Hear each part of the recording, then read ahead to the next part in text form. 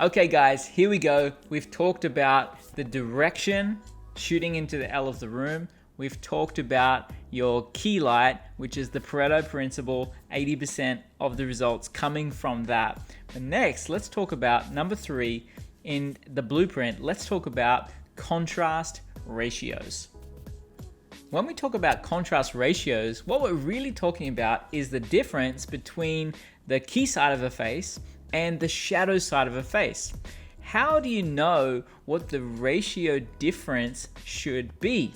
Because ratios set the mood of the project. Think about some comedies, a lot of commercials. They often have what's called a high key lighting, which basically means much less shadow, or the ratio between the shadow side and the key side is a lot closer.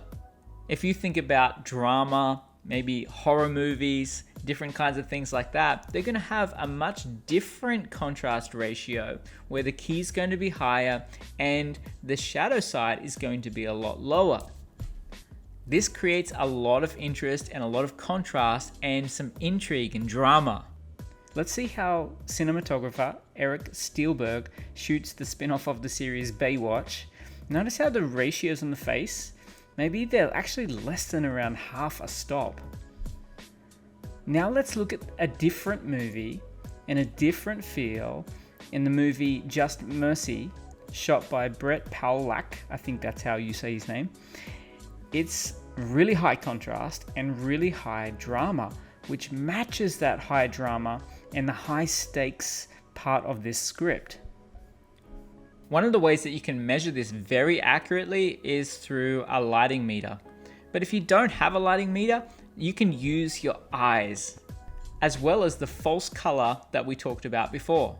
You may have heard the term low-key lighting before, and this really refers to a style of lighting or a mood of lighting that is very low on the histogram. There's nothing that's really riding up to almost peaking. Everything is very low, which is really where most movies are shot these days. It's a lot lower on the histogram and the exposure level. Everything is lower exposure.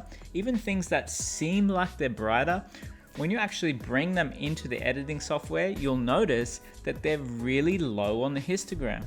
So this low-key style, which most movies are shot in, is a high contrast but low level of light on the histogram. As a young filmmaker, I was always thinking, how bright can I make it without clipping? Or maybe even just letting things clip. As long as the person's face was not clipped, I was happy. But in most movies that you and I are watching today, there's nothing that's even close to clipping in the frame. It's very low key and all the levels are down. This means that when you shoot something that actually is a little bit brighter, the impact of that is just much greater. So guys, a lot of this is discovery about what you like. Personally, I like a really contrasty, low-key style that creates a lot of drama and interest in the characters. But maybe you like a more comedy, commercial style where the ratios are a little closer between the shadow side and the key side. And you like that feel, which is more of a kind of a happier up kind of feel. So let's talk about, how do we create more contrast? Because contrast, again, sets the tone of the project. Something important to remember when it comes to the way that we look at an image is that our eyes are naturally drawn to the brightest thing in the frame. We can use this to our advantage or our disadvantage depending on how we set up our ratios. So whatever we want people to focus on in the frame, that's the part that we want to create interest in and we want to create contrast in. And if we can make somebody's face or the highlight or whatever we want them to look at the brightest thing in the frame, that's going to make our job a lot easier. Other areas of the frame can be 1 to 2 stops down. This means that other characters, extras, backgrounds like walls or props, we don't want them to be the hero of this story. We want people to feel like they're there, but we don't want to focus on them. They are not the hero of the story. So, light what you want people to focus on. I know that sounds simple, but it makes a difference. Blocking is really important. It's basically where we put the characters in the frame really helps us create ratios or contrast. But a huge part of this is what we call negative fill. No, it's not having a negative attitude. Let me explain. When light touches things, it automatically bounces around.